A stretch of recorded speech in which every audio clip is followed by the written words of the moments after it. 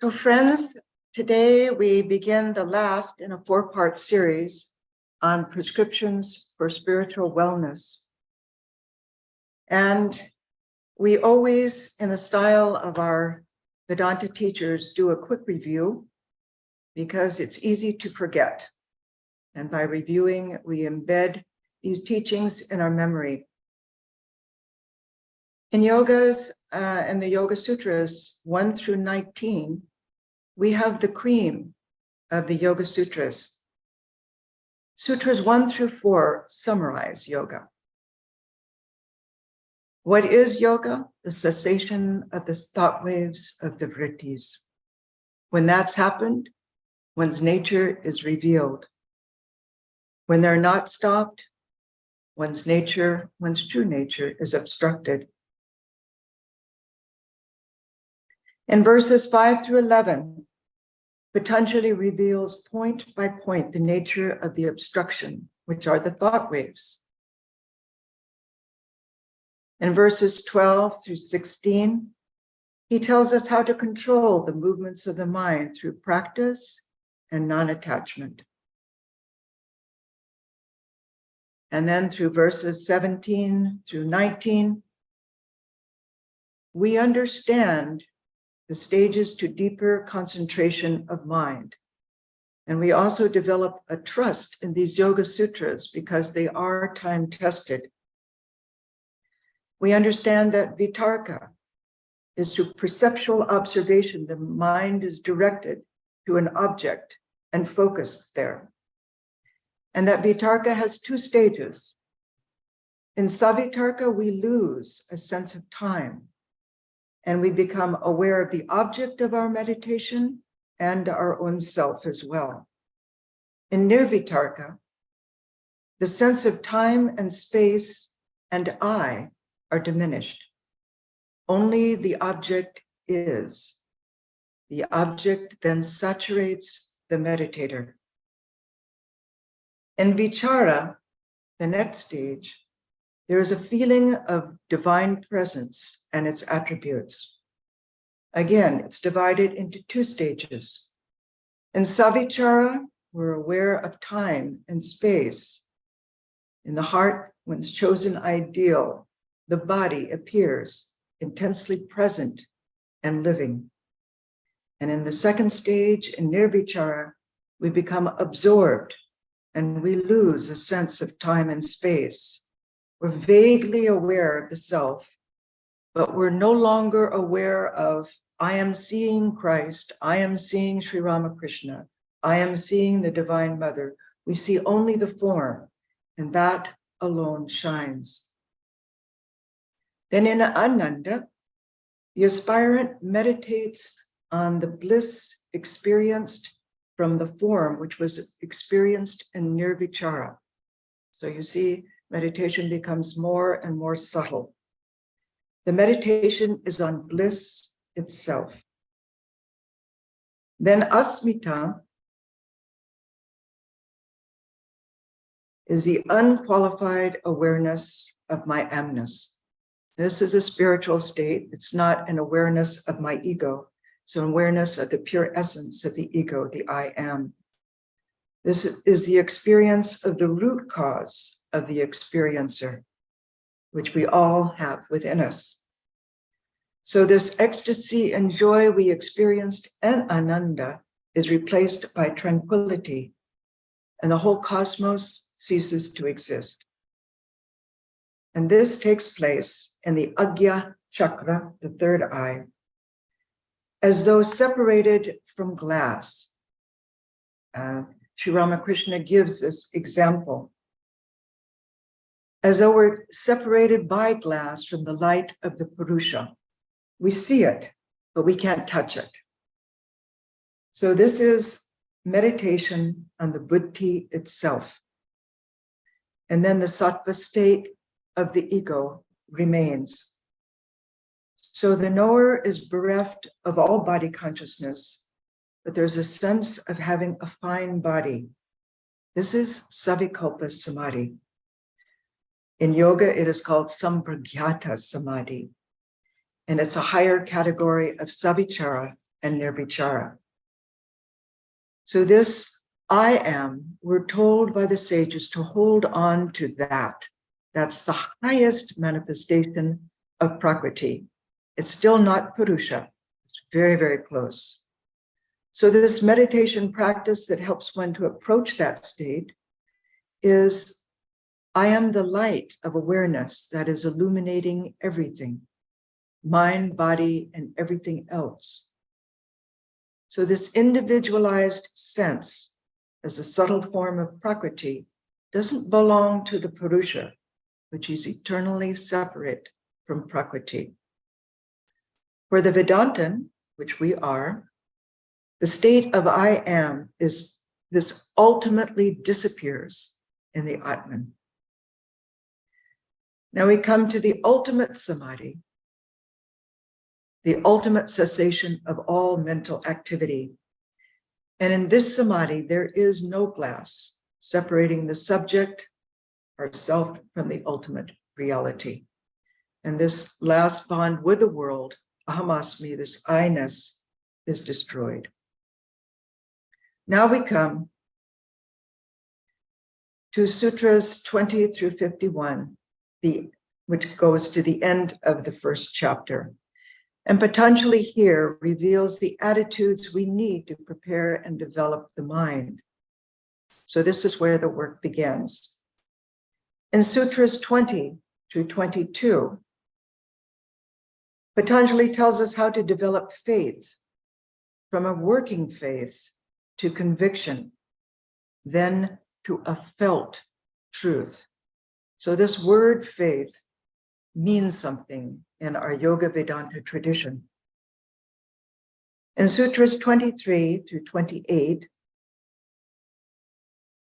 we learn the value of developing devotion to the personal God, the Supreme Being. This is the easiest method in yoga and in Vedanta. The psychic control methodology is difficult to achieve. So human emotion, we all have, and it can be more easily directed in yoga methodology to the personal God, the symbol of our true nature, with the same results. So faith then leads to the practice of vritti sarupyam, the thought of the form of God. And through meditation, we become involved with that vritti, which embodies that which is all-pervading, all-knowingness. And in that way, we live in God, pure consciousness within, and we experience that within ourselves. So the value of the mantra in spiritual practice is that the name and form of God is the highest reading of the mind. It's limited by time and space. This mantra vibration embodies the divine presence. Those of you who are initiated into the mantra know this. You've been instructed by your teacher on this, and its utterance is filled with power. Sound, in whatever form, has the inherent capacity to explode itself into energy known as ideas or thought processes. So this sound, which is called shabda, becomes artha, meaning. It's an automatic process that takes place within each of it. So that capacity is the metaphysics of sound, called Svotavada, the whole metaphysical principle behind the mantra tradition. So for Patanjali, Om is not just a symbol, but its expression. And now we come to the obstacles in spiritual life. This is the tough part of our work. Disease, mental laziness, this is Sutra 30, doubt, lack of enthusiasm, lethargy, clinging to sense enjoyments, false perception, non-attaining of concentration, and falling away from concentration when attained. These are the obstructing distractions, and we're all familiar with these. Physical illness, calls attention to the body. So it's hard for the mind not to interact with the body when this happens. And we identify with our pain and our suffering. In other words, my back hurts, my head hurts. And the other obstacles we all know as well. In one commentator's commentary, he illustrates our self-talk. When we are feeling apathy, we feel, I don't care. When we feel doubt, we ask ourselves, what if this yoga stuff really doesn't work? Am I just wasting my time and energy? When we feel negligent, I figure yoga is the real thing, but there are other things I'd rather be doing. This is the kind of talk that goes on. When we're feeling lazy, I guess I just don't want to take yoga seriously enough. And sometimes I just don't feel like doing anything at all. Then there's dissipation. Maybe I just don't want to do the things I know I shouldn't. Maybe I just want to do the things I know I shouldn't, but by pursuing the wrong kinds of pleasures. Then misapprehension. Maybe I'm not going about my meditation in the right way. Maybe I didn't get the directions right from my teacher, and that's why it's not working. Then there's failure to reach concentration, which we all struggle with. And we think, even if I am doing it right, I just can't seem to concentrate, no matter how hard I try. And finally, instability. On those rare occasions when the mind settles down, I can't keep it quiet for long, and then it's off and running again. How do you think that makes me feel? So these are all obstacles that come to those who are striving in spiritual life. Now we come to 131.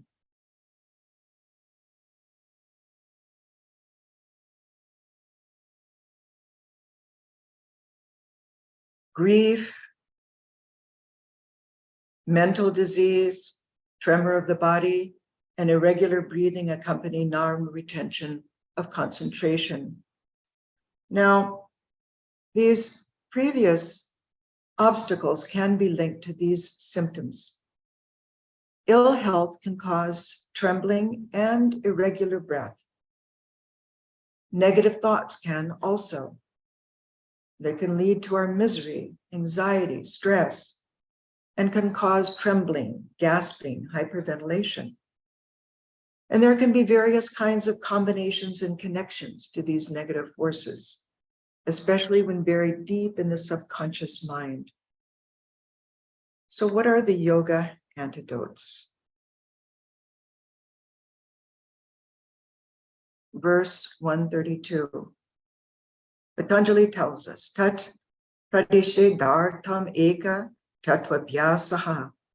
To remedy this, one should practice on one object. So the solutions are, we have to keep at it. Patience and perseverance. Concentration brings perfect repose to the mind and body when practiced. And the repetition of the mantra and self-surrender strengthen and energize our mind. And if we don't feel perfection in our practice, in our actual meditation practice, we begin to feel perfection in our work life and in our daily life. We begin to feel more concentratedness of mind, more energy within the mind. So it does have an effect, maybe just not the way we would hope, instantaneously. Then we come to Sutra 133.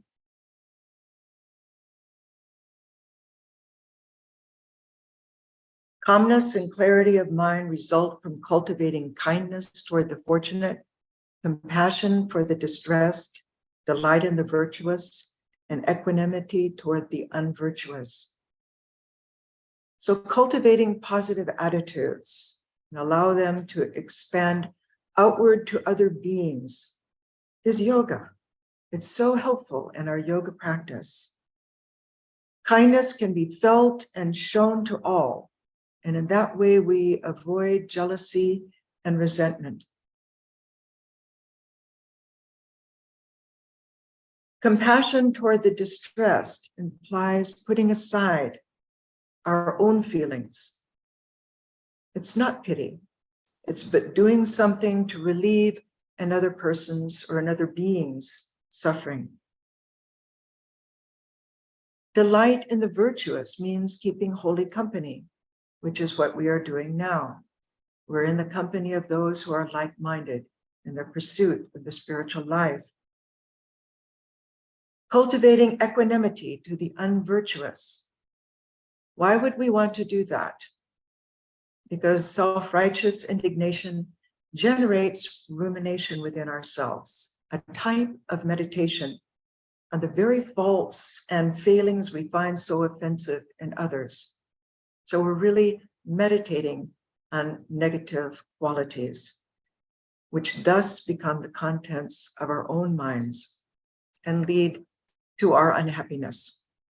Vivekananda tells us every reaction in the form of evil shows that we are not able to hold the chitta down. It comes out in waves towards the object, and we lose our mental power.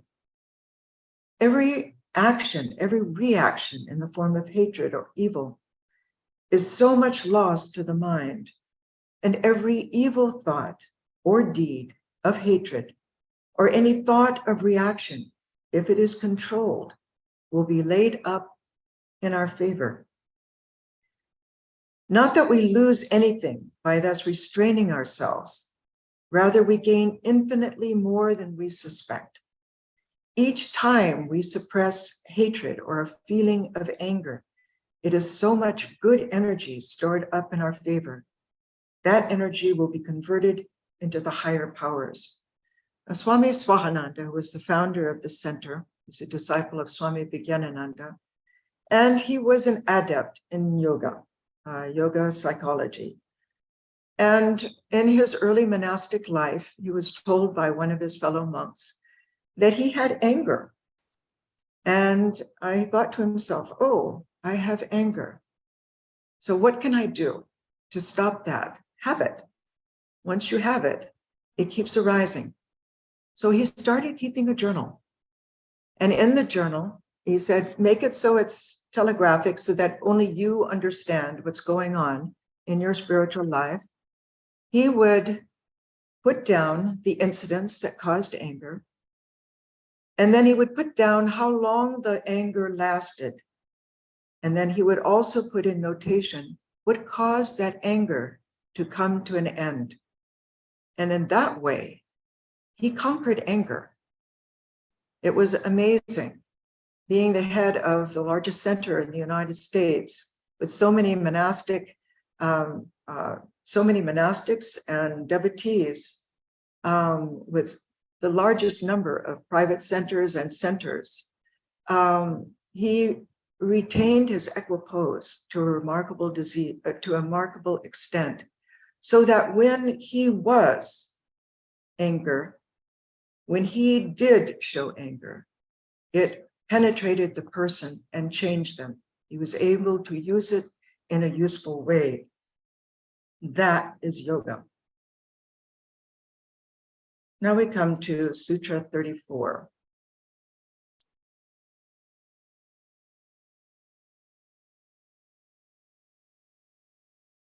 Prachartana Pitara Nabhyam Va Pranasya. By expelling and restraining the breath, the chitta is pacified.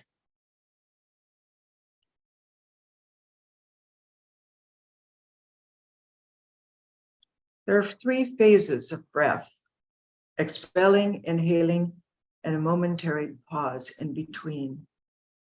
And when we're mindful of our breath, and when we breathe with regularity, that then a state conducive to meditation results. This pranayama originated somehow, somewhere between 6,000 and 8,000 BCE, before Patanjali, who lived somewhere between 2000 BCE and 200 CE. We're really not sure when. Prana, and if you read the front matter in Swami Vivekananda's Raja Yoga, you discover that prana is not breath. Prana is what causes the motion of the breath, the vitality of the breath. Vivekananda tells us prana is that which manifests itself as force and everything else in the shape of motion. So all the five senses plus the mind are pranas. And in fact, this whole universe came into being with the forces of prana and akasha space. Sutra 135.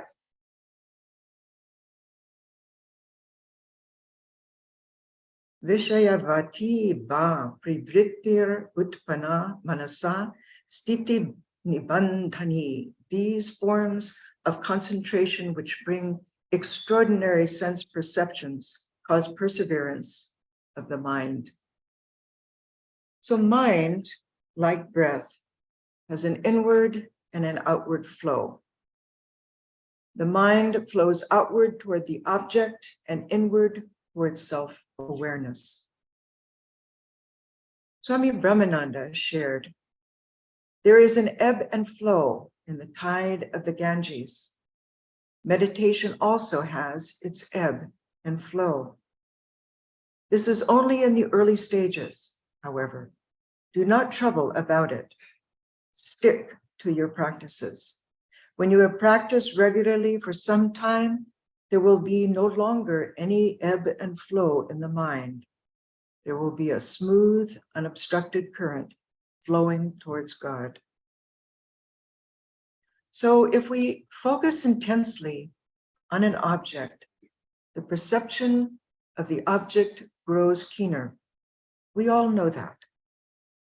In our jobs, in our family life, in whatever we're doing, in our recreation, if we're painters, if we're musicians, we understand that principle. We feel a connection with the object. And so also in meditation, what began as an outward flow becomes internalized, and knowledge becomes uniquely ours. We begin to see beyond the outer appearance, and we understand subtler levels. This is called insight. And this is a case of concentration in any pursuit, especially in following the path of jnana. You see, bombs don't go off. We don't, have rockets coming off the top of our head. Insight unfolds, and we're able to see the subtle emotions in ourselves and also within others. And also we develop an insight into situations as they develop. So the quality of our life improves immensely. So, Sutra 136. Vishoka va jyotismati. Or by concentration on the inner light, which is beyond sorrow. Swami Vivekananda gave a beautiful meditation. You can find it in his complete works. I think it may be in his Raja Yoga. He said, think of the lotus of the heart with petals downward and running through it the Sushumna, that is the central canal near the spinal column. Take in the breath, and while expelling it, imagine that the petals are turned upward, and inside the lotus is effulgent light. Meditate on that. So the heart is situated between the abdomen and the thorax. And we discovered this secret in the Chandogya Upanishad. It is said, within the city of Brahman, which is the body, there is the heart. And within the heart, there is a little abode. This abode has the shape of a lotus, and within it dwells that which is to be sought after, inquired about, and realized. The old age comes to the body. The lotus of the heart does not grow old. At the death of the body, it does not die. The lotus of the heart, where Brahman exists, in all its glory. That and not the body is the true city of Brahman. And we also find in the Mundaka Upanishad, within the lotus of the heart, he dwells, where the nerves meet like the spokes of a wheel. Meditate upon him as Om, and you may easily cross the ocean of darkness. In the effulgent lotus of the heart dwells Brahman, passionless and indivisible. He is pure. He is the light of all lights. The knowers of Brahman attain him. So this heart center helps to localize our image of spiritual consciousness toward which we are struggling. It's not in the head, it's in the heart. Now we come to 137.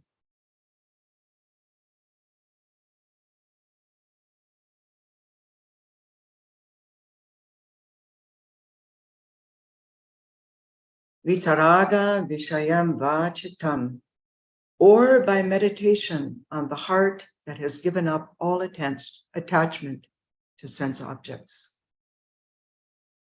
See, when we're meditating on our chosen ideal, we begin by meditating on the form. But as our meditation deepens, we begin to meditate then on the presence. And that presence is the heart of the chosen ideal. Swami Prabhupada said, try to imagine how it must feel to be a great saint, pure and untroubled by sense objects, a knower of Brahman. Try to feel that the saint's heart has become your heart within your own body. That's yoga. Sutra 138. Swapna nidra jnana alambanam va, or by meditation on the knowledge that comes in dream, or the happiness experienced in deep sleep. Yes, experience can come in dream. There are spiritual dreams, and those are verified by the Guru. And the effects of the dream usually last for about 3 days. A holy dream of a divine personality or symbol brings joy and revelation. Devotees may even receive a dream mantra, and this I have seen in my long life inside the convent, that yes, especially towards the end of the life of the initiating guru, devotees from far off will receive a dream mantra, and then it will be verified by the guru. When meditating upon a holy dream, try to maintain the dreamlike state of shutting out external objects, so you can meditate on these experiences. Often the holy dream is so powerful, this becomes easy to meditate upon. So why meditate on happiness with which we awake from deep sleep? Why meditate on that? Because we're near to the Atman. In the waking state, 3 sheaths cover the individual: our physical body, the subtle sheath, which is the prana and the mind, and then the causal, which is the ego sense of separation from the universe. But in deep sleep, only the causal sheath, the ego sense, remains.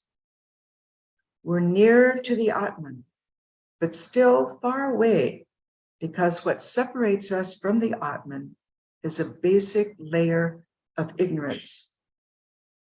So it can only be broken in the waking state, this ignorance. Still, the joy from the Atman radiates from this sheath and remains with us for a moment when we awake. And that is why our teachers tell us we should try to hold it and dwell with it. It is a foretaste of the bliss of perfect knowledge. And this comes from Swami Prabhupada. Swami Ritajananda had another advice. He said, when you first wake up in the morning, let your first thought be a spiritual thought. I am the Atman, or I am a child of God. In that way, try to anchor that strong sense of spiritual identity within yourself. In the waking state, we perceive a world of objects, events, ideas, and we interact with them. So the process of perception is that there is the knower, the process of knowing, and the object of knowledge. And in sleep, I remain the knower, plus the process of knowledge, and there's some mental activity, and the object is nothingness. And I've given this example before, that it's like being in a car at night, and we're driving up a steep hill, and we come to the top, and we're still at an incline, and the headlights are going out into the darkness. Such is our state in deep sleep. The object is nothingness. In Sutra 110, Patanjali had told us, sleep is a mental activity based on the awareness of nothingness. Now we come to Sutra 139.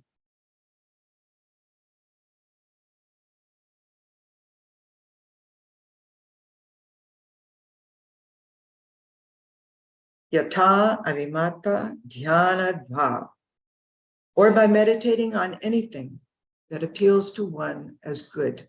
And we find this in the great nature mystics, Ansel Adams, John Muir, and on the wonderful mystic painters, Monet, Claude Monet, who had such an eye. Undoubtedly, for the purposes of yoga, it could be a hill, a sky, an ocean, a tree, a flame. The benefits? We attain a stability of mind and concentration, and an ability to keep out our other thoughts. And with deep concentration, one unlocks the mystery of the object of concentration, as Monet did with his water lilies. And if you sit in front of one of his paintings, you receive the darshan of what he experienced when he was meditating on those water lilies.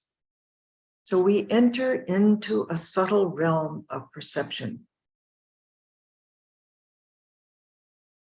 We're able to perfect concentration and are enabled to meditate on higher, finer, subtler forms and become identified with that on which we meditate. Now, how does that work? How do we become identified? Swami Vivekananda tells us, when one meditates, one is like a piece of crystal. Before flowers, the crystal becomes almost identified with the flowers. The color of the flowers becomes reflected in the crystal. If the flower is red, the crystal looks red. And if the flower is blue, the crystal looks blue. So like the crystal, the meditator is able to be and become the object that passes before it in meditation, with eyes open or closed. Sutra 140.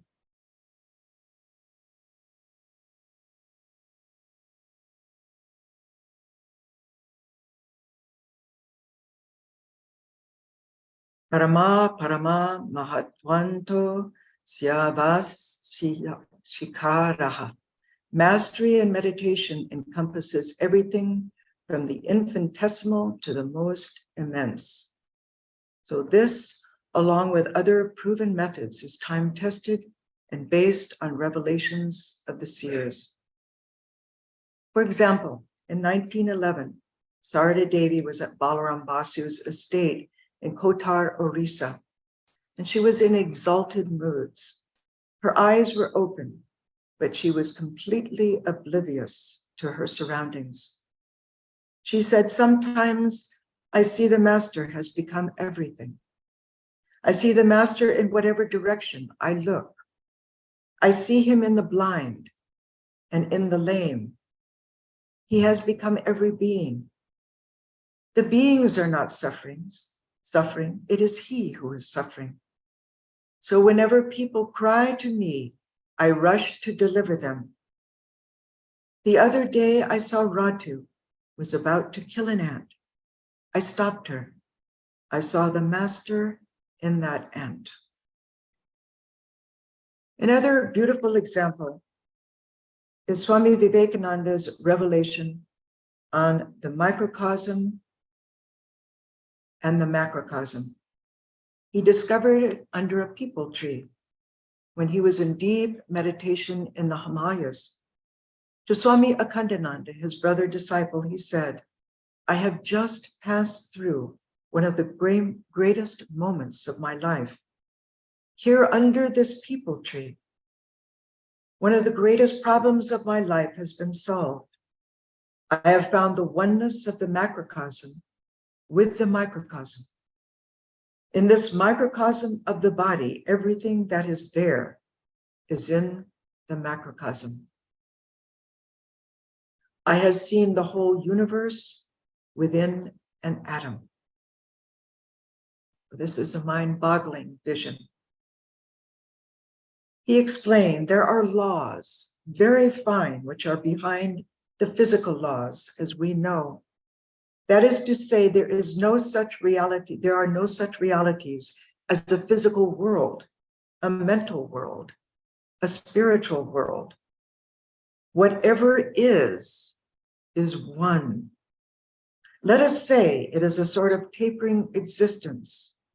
The thickest part is here, it tapers and becomes finer and finer. The finest is what we call spirit, the grossest, the body. And just as it is here in the microcosm, it is exactly the same in the macrocosm. The universe of ours is exactly like that.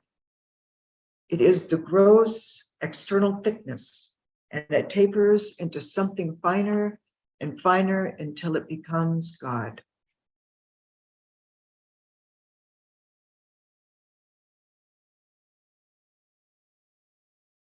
There are various samadhis, outcomes of particular meditations.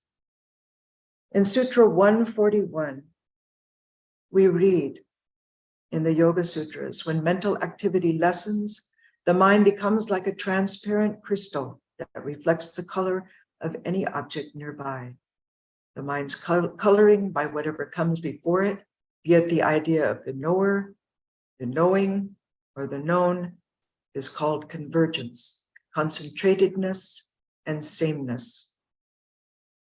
So the yogi has systematically learned concentration on three objects.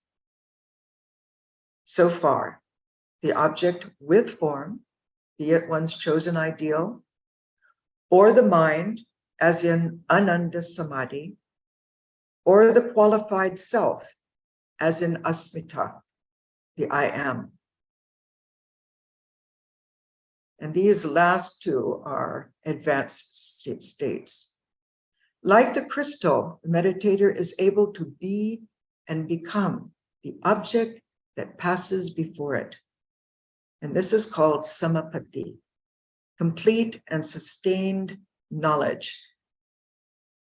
Swami Pravrajika explained, in order to know the atmosphere of a particular place, Shankara, for instance, would pass by it and say, "A great soul must be living here." See, the crystal picked up the vibration, the color, as it were, the vibration. But I must sit down and calm my mind. And through the grace of my guru and mother, I can raise my consciousness whenever I want to. And this is true. Those who have had the good fortune to live with or be in the company of holy men or women, understand that these individuals know us far better than we know ourselves. So when a meditator meditates upon a divine personality, he or she takes on the nature of such a soul. Swami Vishuddhananda related, in March 1911, Sarada Devi arrived at the Bangalore ashrama in a horse carriage.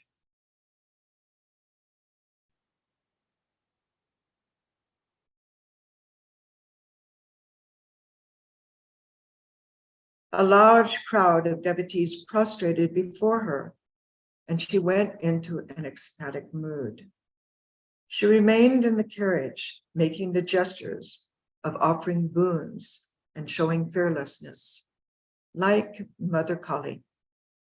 5 minutes passed. I was overwhelmed, but I controlled myself and then slowly helped her to get down from the carriage and to sit in front of the devotees. Another example we find of Sri Sarada Devi absorbed in Ramakrishna Loka. Yogin, who was present, who became the future Yogananda, Swami Yogananda, explained, during such periods of ecstasy, her manner of speech, her voice, her way of taking food, her way of walking, and her general behavior were exactly like those of the master. We have heard that in deep meditation, the worshiper and the worshipped become one. In the same manner, Holy Mother too forgot her own separate existence. And it's interesting that this young monk was able to see her in this mood. She would be in such moods, but when she would come down, she would try to hide these moods. She would never try to disclose them. Sutra 142.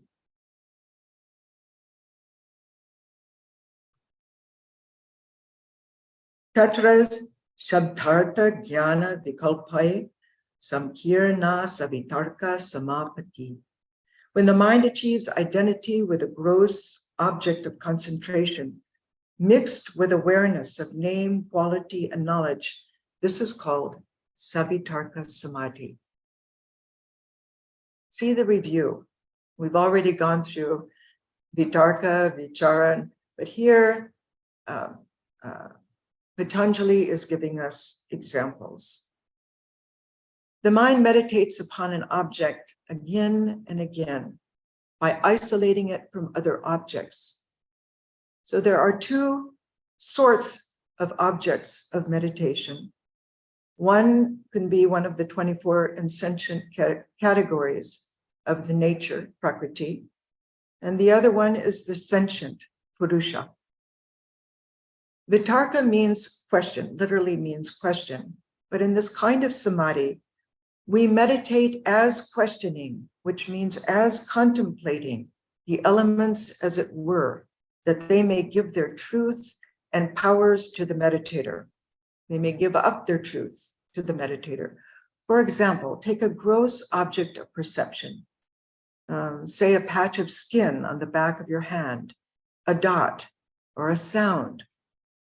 Though the meditator becomes absorbed, the sense of time and the object remain.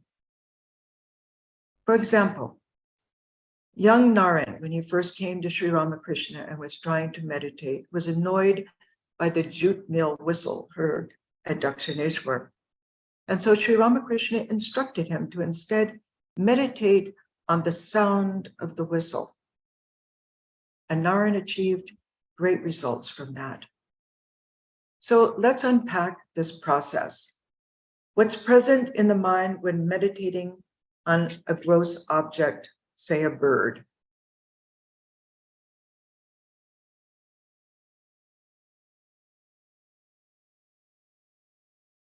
The image of the bird is present in the mind, its form and color. Next comes the idea of the word. This takes place in our meditation. It suggests further ideas of what the bird is. It's sentient, curious, soft, warm, fragile, harmless, light, social, and accompanying factors. The mind is occupied not only with the physical object, but also the word that represents it, and the information about the bird from the memory of previous experiences of the same kind of bird. So the duality of subject and object is a result of the mixture of the word, the meaning, and the knowledge. Swami Vivekananda explains in his Yoga Sutra commentary, there is first the external vibration, the word. This, carried inward by the nerve currents, is the meaning. Immediately, the word, we understand the meaning from the word. After that, there comes a reactionary wave in the chitta, the mind, which is knowledge. But the mixture of these three makes up what we call knowledge. All these associated factors are present when we meditate on a gross object, such as a form of God. We see the object plus the words that identify it and the ideas around it. And this is called Savitarka Samadhi, convergence accompanied by thought. So what happens in this? Time and space remain to some extent. The object remains. Now follows a higher union of the thought vritti with the object. In Sutra 143, Smriti Parishuddhau Swarupa Sunye Varta Matra Nirbhasa Nirvitarka. When the mind achieves identity of the gross object of concentration, the physical object, unmixed with awareness of name, quality, and knowledge, so that the object alone remains, this is called Nirvitarka Samadhi. So what does this mean? We're able to still the thought waves, which are the reactions to the object. We're thinking bird, bird, bird, bird. We know nothing but the object itself as it truly is. As Kant would say, the thing in itself. Time and space become diminished, along with our sense of personal identity. Only the object remains on its own. Put simply, the object, say a dot, alone shines. There's no longer a sense of you and the dot, only the object is. There's no longer a sense of you and your chosen ideal, only the chosen ideal is the form. In our attempt to get inside the stage of concentration and understand what is happening to the thought waves of the mind, Vivekananda uses the analogy of the mind compared to a lake.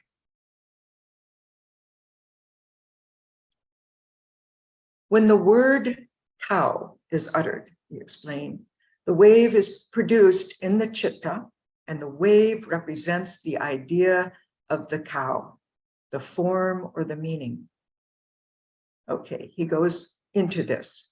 The apparent cow that you know is really the wave, he says, and the mind stuff that comes as a reaction to the internal and external sound vibrations.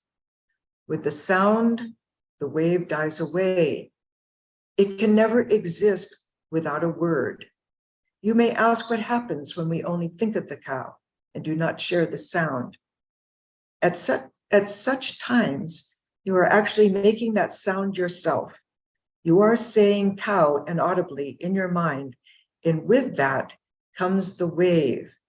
There cannot be any wave, Vivekananda tells us, without this impulse of sound.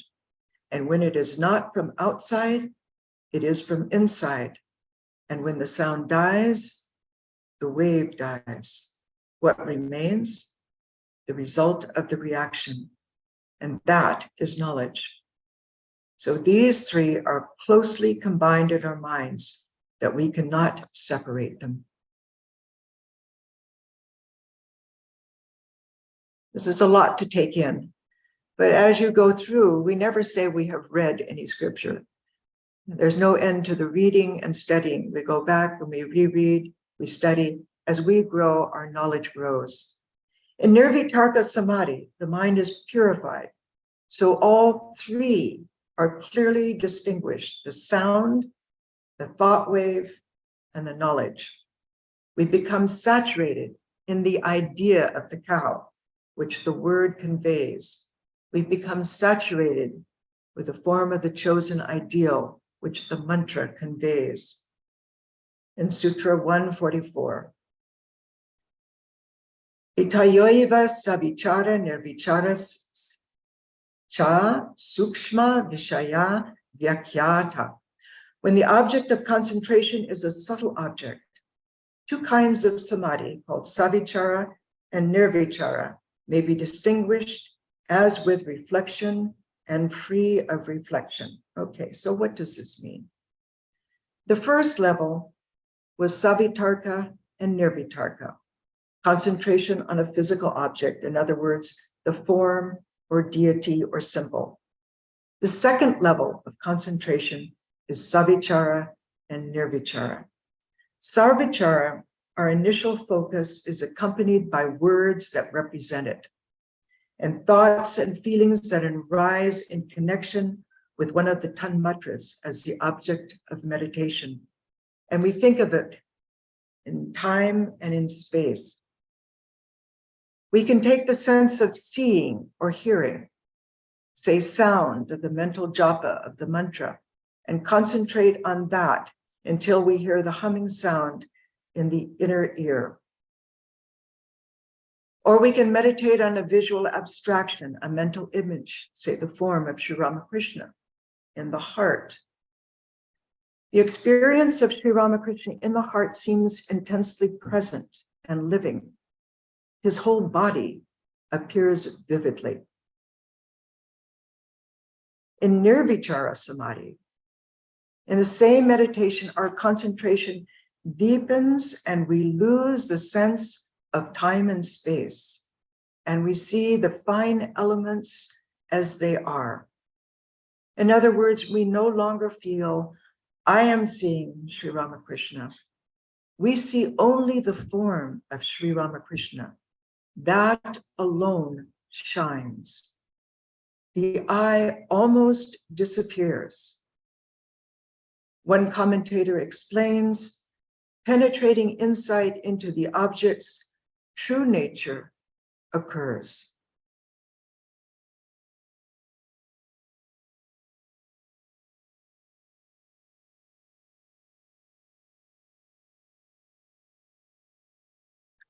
For example, Meister Eckhart once said,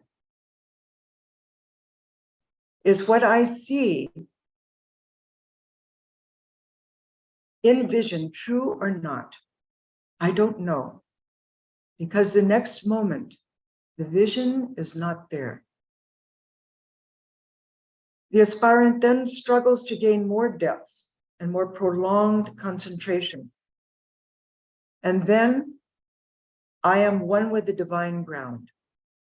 God is the being of all beings. That truth comes forward. Sutra 145.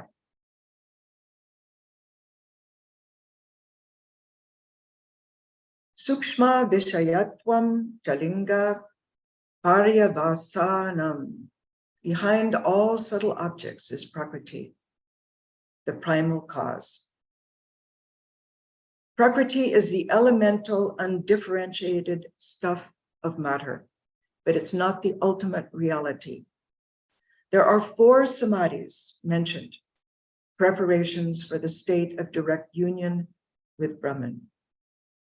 For example, a disciple came to a teacher for meditation instructions, but returned unsuccessful.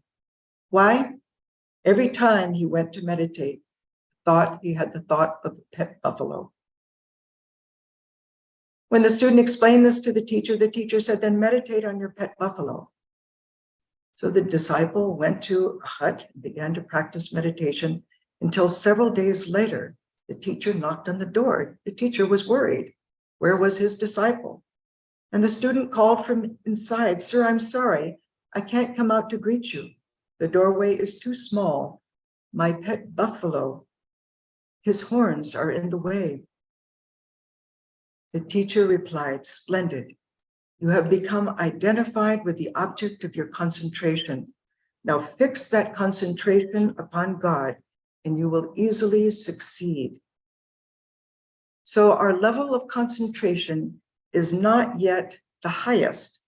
There's still interaction between the knower and the knowable. Now we come to Sutra 146. Taeva sabija samadhihi. These four samadhis are said to be with seed. The levels of attainment begin with an initial focus to the point of one-pointedness, deepening to the point of convergence, then absorption. Desire still remains in the mind. Past karmas are still not burnt to ash, but liberation is very near.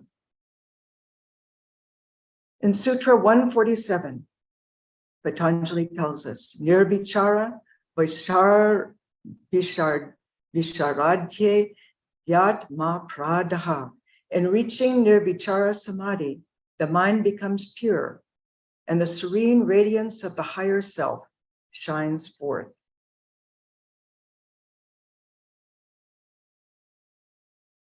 David Dadakali, in his commentary, explains consciousness is aware only of its merely content-free state. There is little else to claim attention. Even the possibility of the object dissolves away. Only the intuitive clarity of consciousness itself, what Patanjali calls serene radiance of the higher self, is there.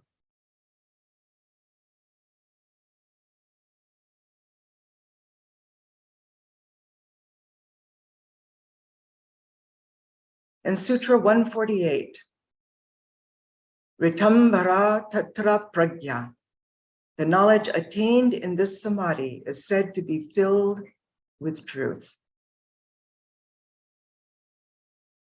And really, to understand what that truth is, it's a wonderful meditation to meditate on these wonderful pictures of Sri Ramakrishna or Holy Mother, or any of the direct disciples in a state of samadhi. It's a really wonderful meditation. Sutra 149. Knowledge attained from the samadhi just mentioned is of a much higher order, being able to penetrate where inference and testimony cannot go. We may read scriptures and accept their teachings, but we can't claim to know God because we've read them. It's one thing to read, it's another thing to practice and experience for ourselves.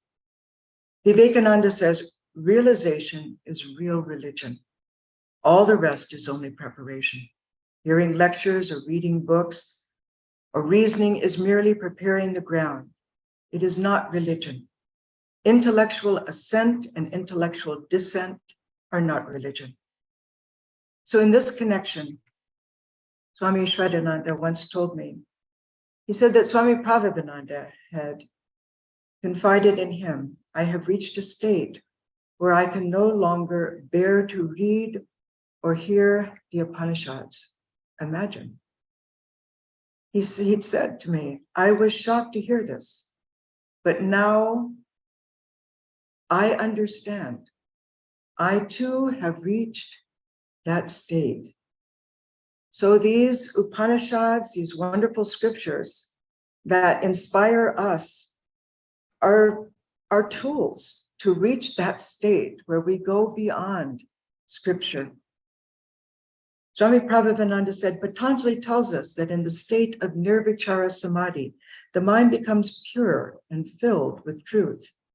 The mind is said to be pure because in this state, all the minor thought waves have been swallowed up by one great wave of concentration upon a single object. He continues, it is true that the seeds of attachment still exist within this wave, but only in a state of suspended animation. For the moment, at least, they can do no harm, and it is very improbable that they will ever become fertile again, because having progressed thus far, it is comparatively easy to take the final step, which will cause their annihilation. Nirvichara Samadhi, direct experience.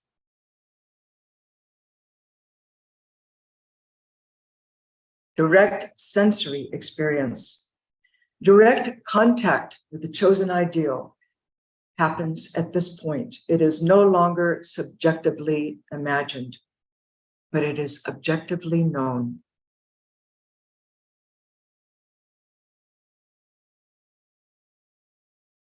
Teachers tell us the imagined picture of Krishna or Sri Ramakrishna dissolves into the reality of the living presence. In the preliminary stages of meditation, the effort seems to come entirely from yourself. You keep forcing your mind to remain pointed at its object. But now you become aware of an outside force, a magnetic power of attraction which draws your mind in the desired direction so that the effort is no longer your own. This is what is known as grace. Sutra 150. Jaja samskaro nya samskara pratibandhi. The resulting impression from this samadhi obstructs any further impressions from forming. So samskaras, past impressions, are what hinder the mind from attaining samadhi. When trying to meditate, the mind wanders and these samskaras appear. Why?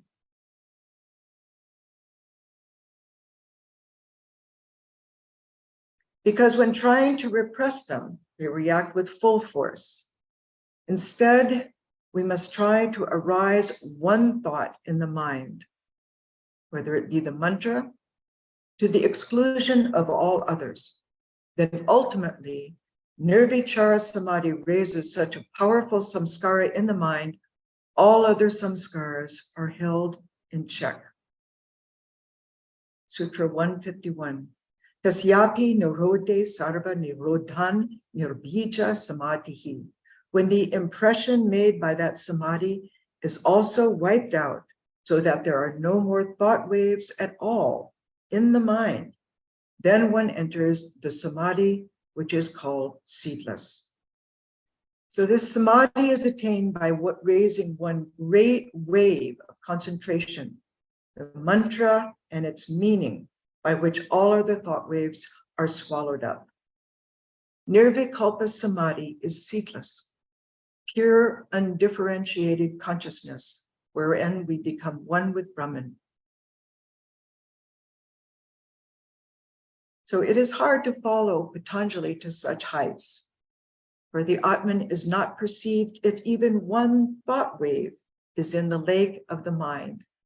So our job is in those first 4 sutras, stilling the thought waves of the mind. So how does such a soul who has attained that state, what does such a soul look like to us? Swami Nirvanananda, Swami Brahmananda's faithful attendant, was granted that boon by his guru. And in 1979, when I went to India, I had the blessed fortune to meet this Brahmagyani. And one young Swami told me, Swami Jitatmananda, he said he later had asked Swami Nirvanananda, on Swami Brahmananda's deathbed, Maharaj said to you, Suji, you have served me well. I give you the boon of Brahmagyana. Many people were in attendance, monks, very close devotees. So they heard this boon being given. Maharaj gave you that boon. Have you attained the state? Very nervy. Question. But Swami Nirvanananda replied, through Sri Ramakrishna's will and the grace of the Guru, I have surrendered everything. But have you attained that state? The monk persisted. Swami Nirvanananda repeated, through Sri Ramakrishna's will and the grace of the Guru, I have surrendered everything. 3 times he was asked, and 3 times the same answer. In other words, such a soul has emptied his or her mind of any ego or sense of ownership. So in conclusion,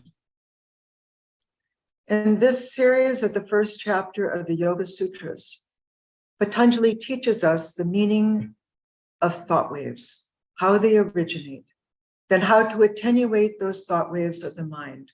How? By training the mind to meditate and accompanied by the practice of non-attachment. The easiest way to cultivate non-attachment is to cultivate attachment to the highest object or symbol of God. Then Patanjali teaches us how to make one sacred wave of the mind so strong it devours all other waves. As Swami Vivekananda said, like fire eating fire. So we can take a great teacher like Christ or Buddha or Sri Ramakrishna or Holy Mother and read about their lives, try to imbibe and emulate their qualities, and serve them by practicing the 4 yogas. Then lesser loves begin to lose their attraction.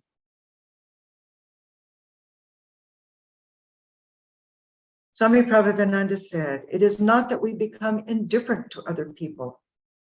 Love for others is included in our love for our ideal. We love in a different, deeper way. We become aware of our chosen ideal's spiritual presence within. The avatar, his divine consort, Lord Vishnu, Shiva, or the mother goddess, are eternal divine beings, and behind them is Brahman. Then finally, we suppress this last wave of separation in Nirvikalpa Samadhi, knowledge of Brahman. If not in this life, at the moment of death, we become united with that which was manifest in Christ, in Buddha, in Sri Ramakrishna.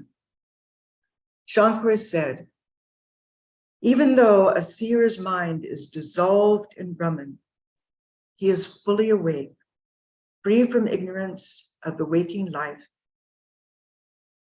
He is fully conscious, but free from any craving. Such a seer is said to be free in this very life.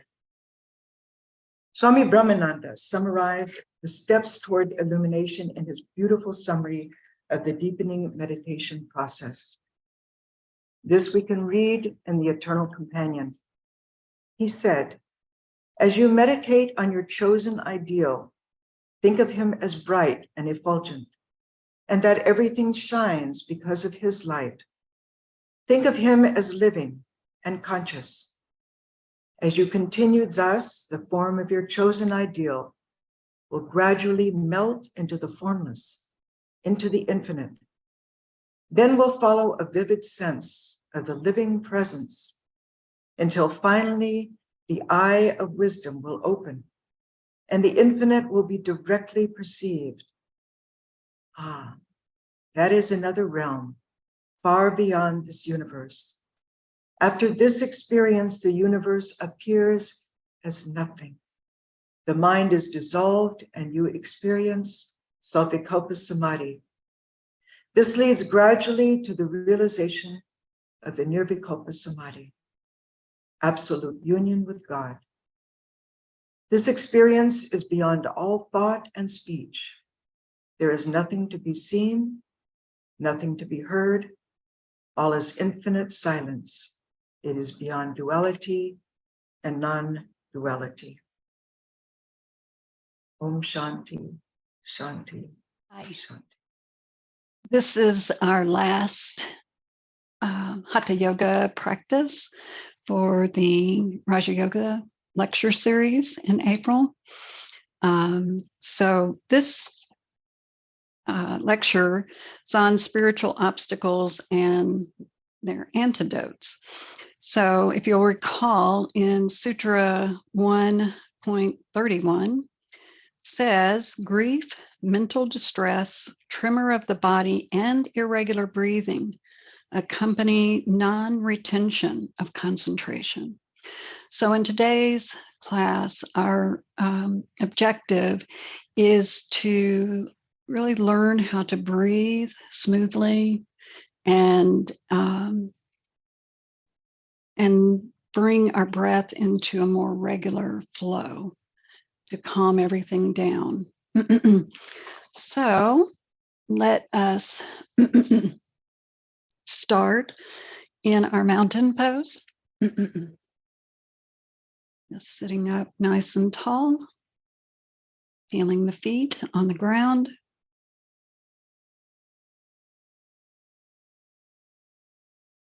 Just connecting with your body, dropping in, relaxing your mind.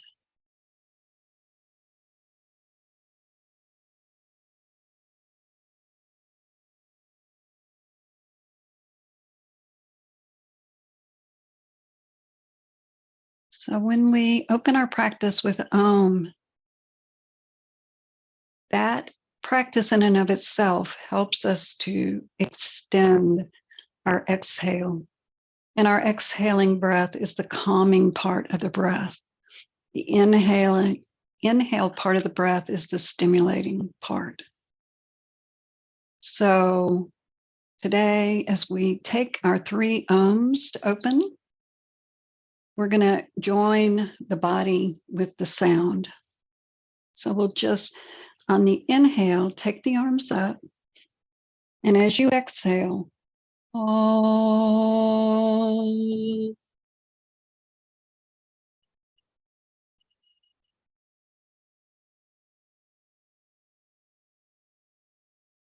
Inhale.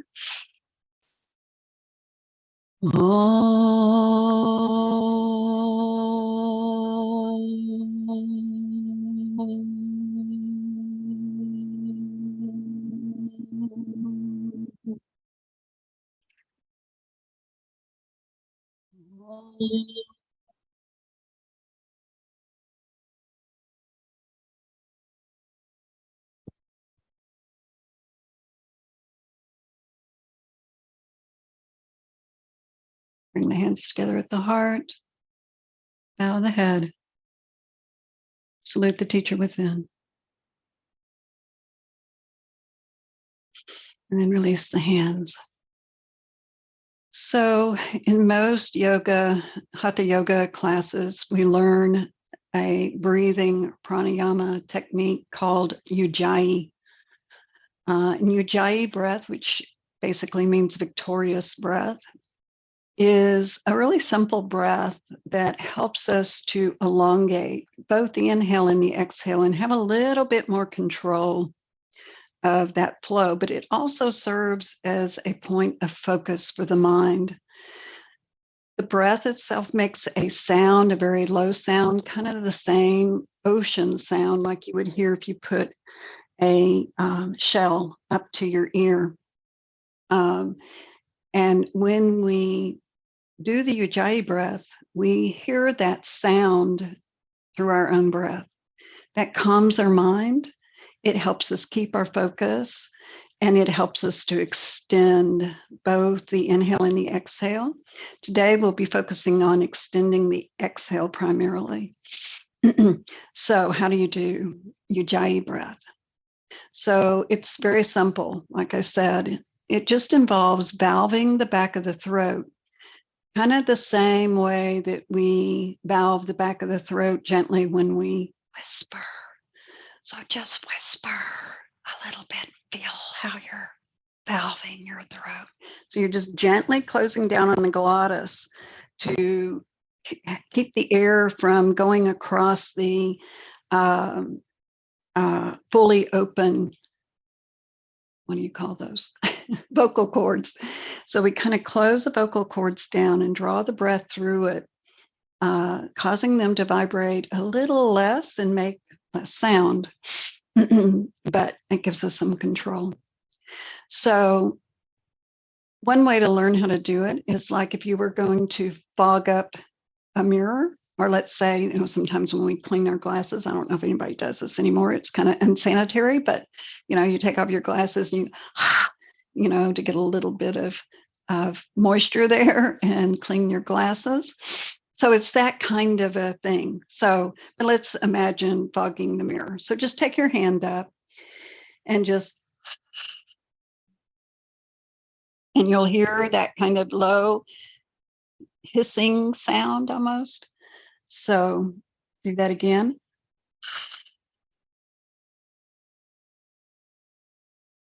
So in Ujjayi breath, that's the action of the throat, but we do it now with a closed mouth.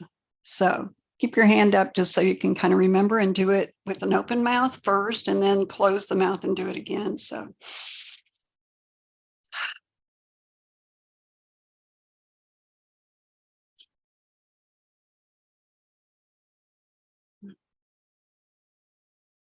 try that again.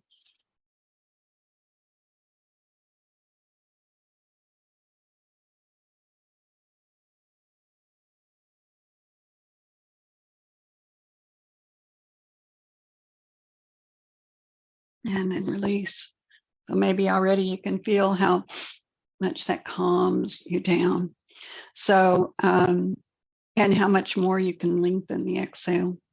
So we'll be doing that along with extending the exhale through making the sound of Om. And then the other thing that we're going to play with, and just to feel the effects it has on our central nervous system, is to hold the breath out. So at the end of the exhale, just pausing for a second or two before inhaling. That extends and makes the inhale effect stronger. Okay. So a lot to think about but I will, obviously guide you through. So let's start. We're going to do the Ujjayi breath on the exhale as we bring our arms down. So this is the warm-up part. So just inhale normally, and then Ujjayi breath down.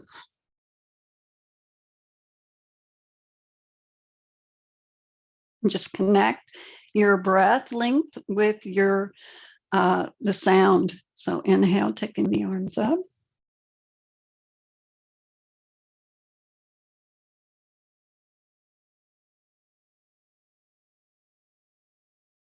Inhale.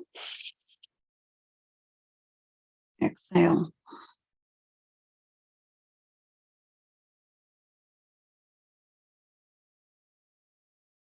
Let your breath determine how fast or slow you move your body. So again, inhale. Exhale.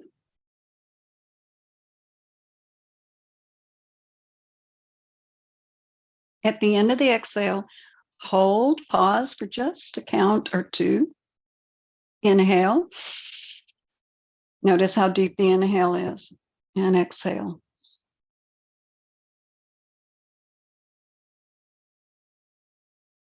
Hold the breath out and inhale.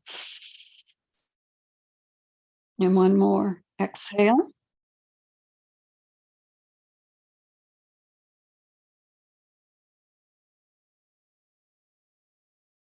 And inhale and release. So just a quick kind of caution. We never want to feel breath hungry. So if at any point you find yourself needing a breath, just stop what you're doing and breathe naturally. It is possible to overdo pranayama, and it can have some very negative effects on our nervous system. So not much danger that we're going to do that here, but it's a good habit to get into, to recognize when you are air hungry and to just stop the practice, breathe naturally until you feel completely back to neutral. Okay. So now we're going to do some seated sun salutations, and we're going to use the hold, the pause at the end of each exhale. So inhale and ujjayi breath. So inhale, exhale. Hold. Inhale halfway up. Arch your back. Exhale, fold. Hold. Inhale, bring your right knee up and arch your back. Exhale, round the back. Hold. Inhale. Exhale. Hold. Inhale, left knee up. Exhale, round the back. Hold. Inhale, arms up. Exhale, hands to the heart. Second side. Inhale. Exhale. Hold. Inhale halfway.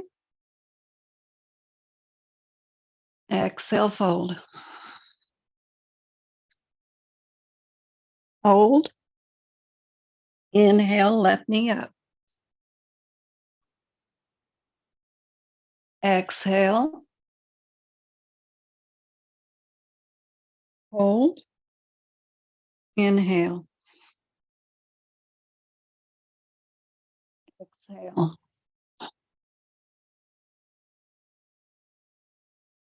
Hold. Right knee up, inhaling, arching the back. Exhale, round. Hold. Inhale. Exhale, hands to the heart. Now release your hands to your thighs. Breathe normally, naturally. Come back to more of a neutral.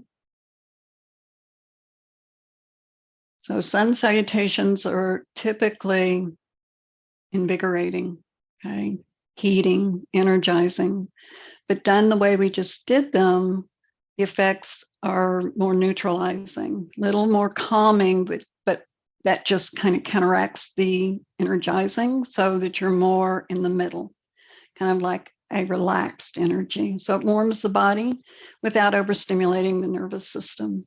So let's just do some neck rolls, just easy neck rolls. Check in, see how your neck is this morning or this afternoon, whenever you happen to be doing this practice. Just breathing normally and reversing direction.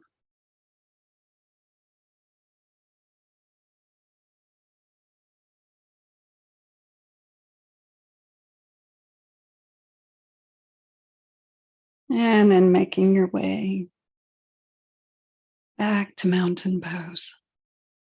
And just give your shoulders a little roll, loosening up the neck, base of the neck, tops of the shoulders where we tend to carry so much tension. And then keep the shoulders back and down. So we're going to take cat-cow to further warm the body. And we're going to sound the pranam om on our exhale. So we'll be slowing it down, and then we're going to hold just for a second or two at the end of that om. Okay. So exhale completely. Inhale and arch the back. Om.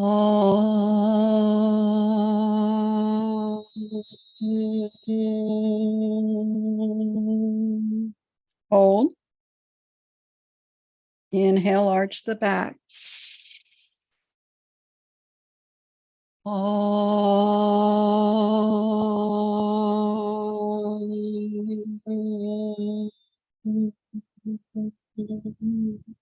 Hold. Inhale.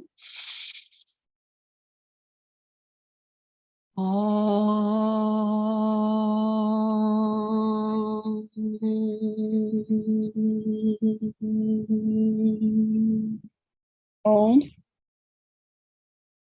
Inhale. Last one.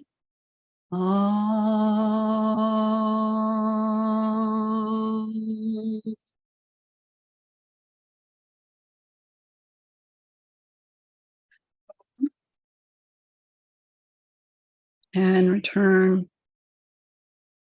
to mountain pose. Okay. I'm trying to see my notes here. So I know what we're going to do next. Let's stand up. So we're going to take sun salutation with the chair now. So let's stand behind the chair. We will be pausing at the end of each exhale. But again, use your Ujjayi breath to match your movements to your breath. Okay, very key in yoga. Okay, so here we go. Inhaling, exhaling. Hold. Inhale halfway. Exhale. Hold. Hold. Inhale, step your left leg back, your right leg forward, bend your front knee. Exhale, straighten your front leg and go forward. Hold. Inhale, bend the front knee. Exhale.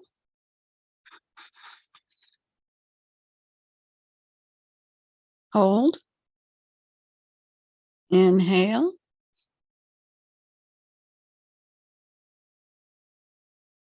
Exhale. Hold. Inhale. This time when you exhale, take your right leg back, half forward fold. Hold. Inhale. Come up onto the toes and glide forward into a plank. And exhale. Push back. Hold. Inhale. Step your left leg forward and bend the front knee. And exhale, step your right leg forward and bow. Hold. Inhale, all the way up. Exhale, hands to the heart. No hold. Second side. Inhale, arms up. Exhale, fold. Hold. Inhale, halfway. Exhale, fold. Hold. Inhale, right leg back. Exhale, straighten the front knee and fold. Hold. Inhale, bend the front knee. Exhale, fold. Hold. Inhale.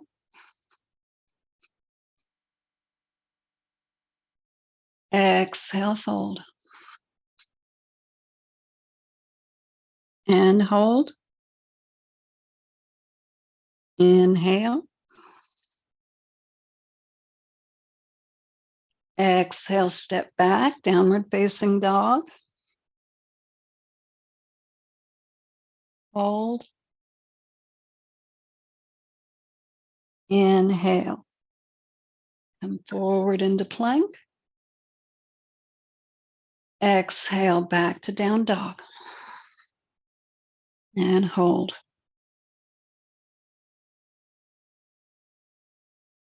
Inhale, right leg forward, bend the front knee. Exhale, step your left leg forward and fold. Inhale, arms forward and overhead.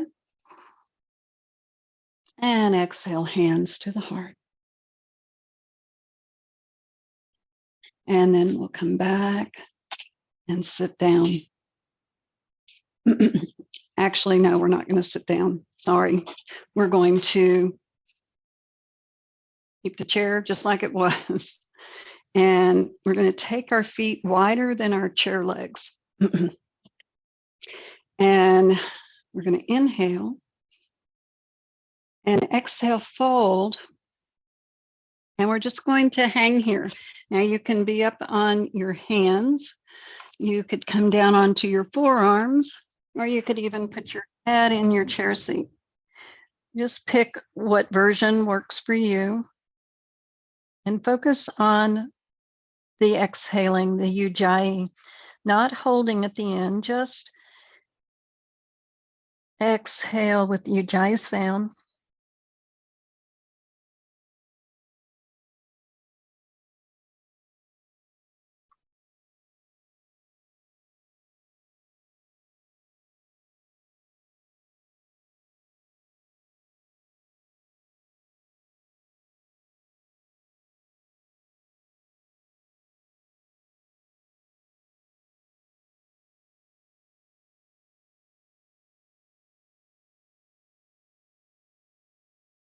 And then let's go ahead and stand up. Just kind of shake yourself out and just notice how you're doing. And now we'll come back to seated. And we're going to do some sit stands, and we're going to use the Om sound as we sit down. Okay, so very simply, arms by your side. Let's inhale, stand into your heels, come all the way up. Exhale.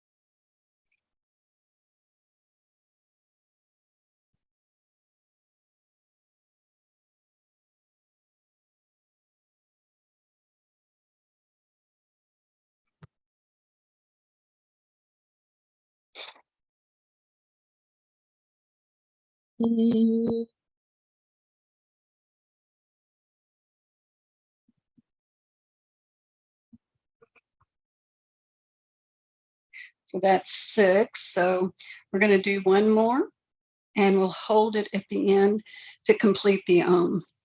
So you're not going to sit all the way down. So inhale, exhale. Come right, almost sitting but not. Then complete your exhale, complete your Om.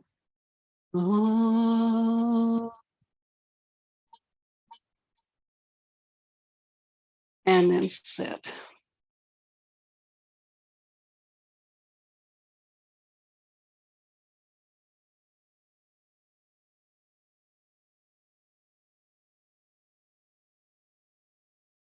And just feel your heart.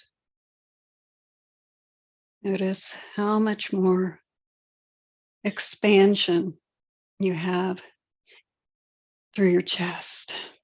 Okay. So let's take our right leg out to the side and stretch the left one this way. So we're going to do a pose called Parshvikonasana, and we're going to use our Ujjayi breath, and we're going to hold it for about 5 breaths. So take your arms out, exhale, bring your forearm onto your thigh, stretch. So push down with your feet. Near your chest.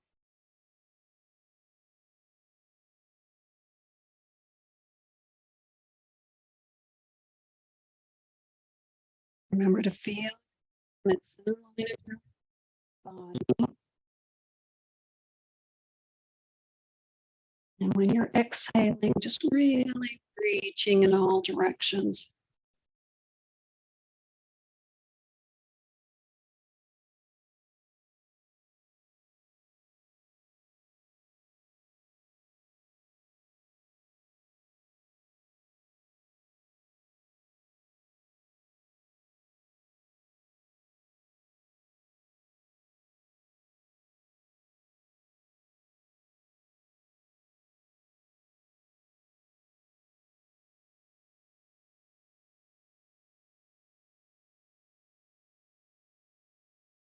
Last breath.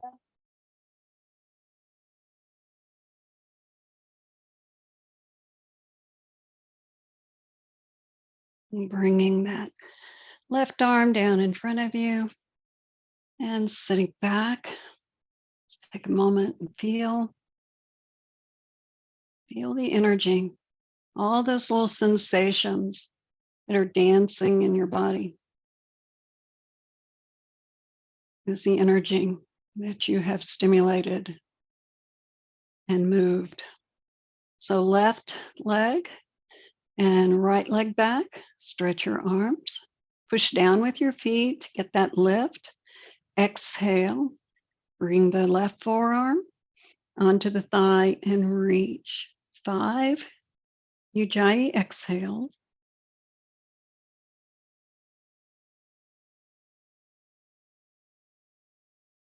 Reach through all corners of the body.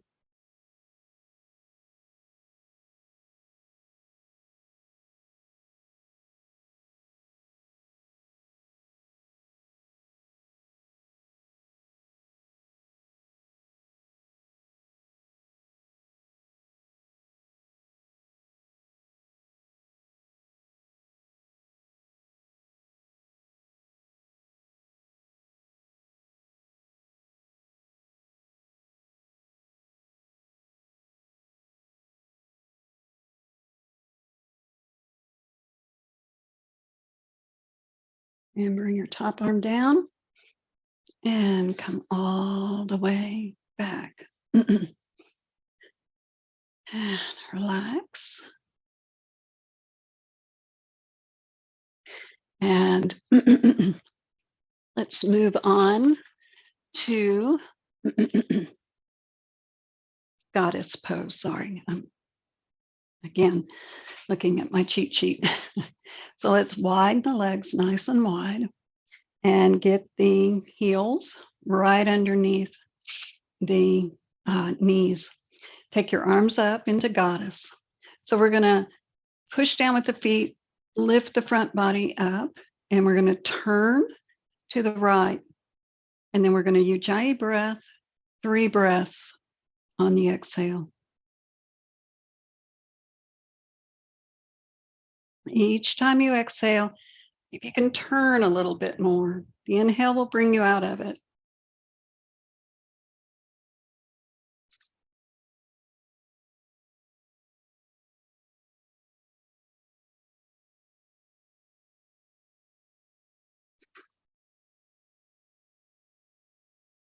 And back to the center. 3 breath. And then inhale and exhale. Push down with your feet. When you inhale, relax. Exhale, push down, Ujjayi breath. Turn. Inhale, relax.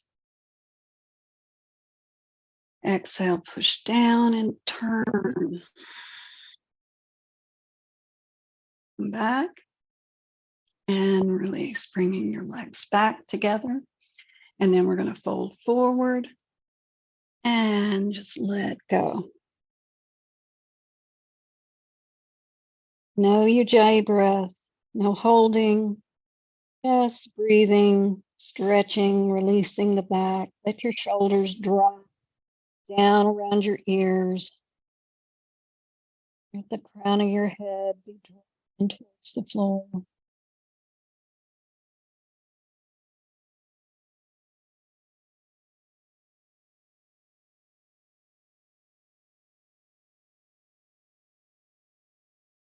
And then take your hands to your thighs and press your way back up. Okay. So we're going to do 5 rounds of Nadi Shodhanam, another pranayama that we use in yoga to help calm and balance. This is really good for anxiety or just any kind of, too muchness.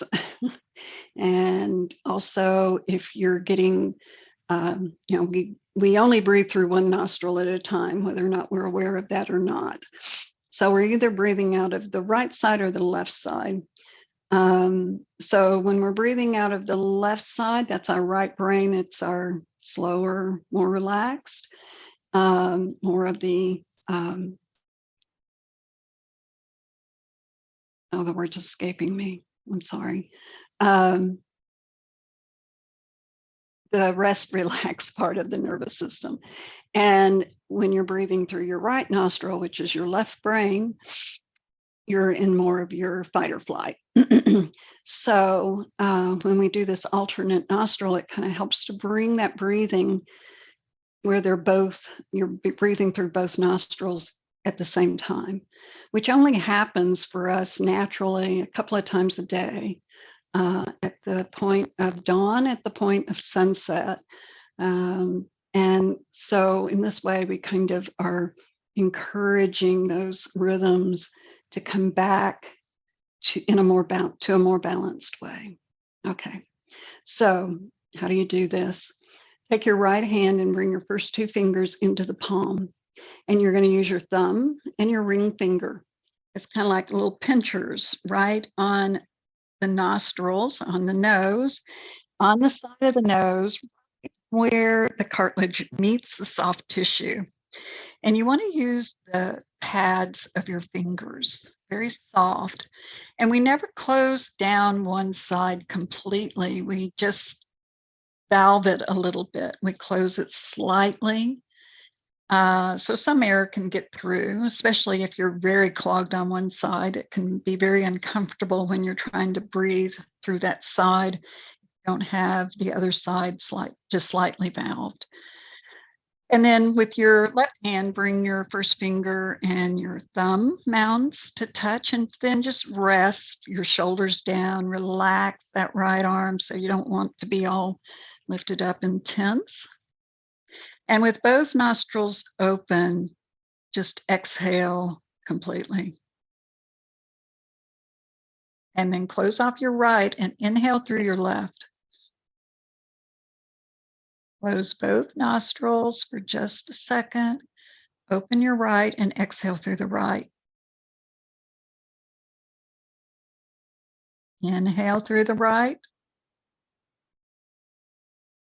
Close both.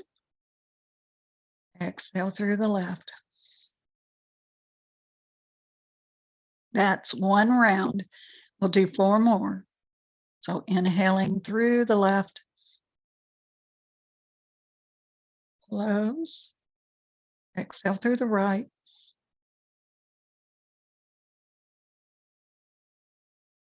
Inhale through the right. Close. Exhale through the left. Do 3 more on your own.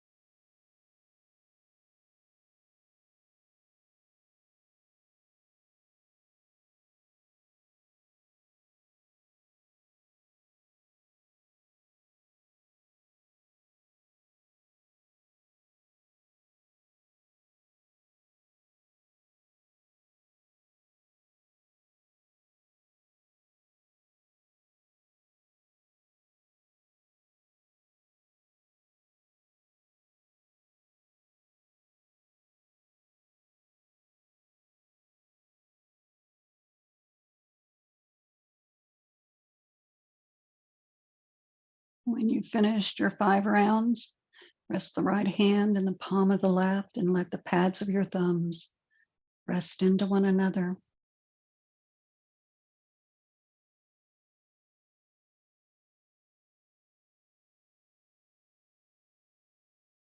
Just be inside, let your breath just be natural.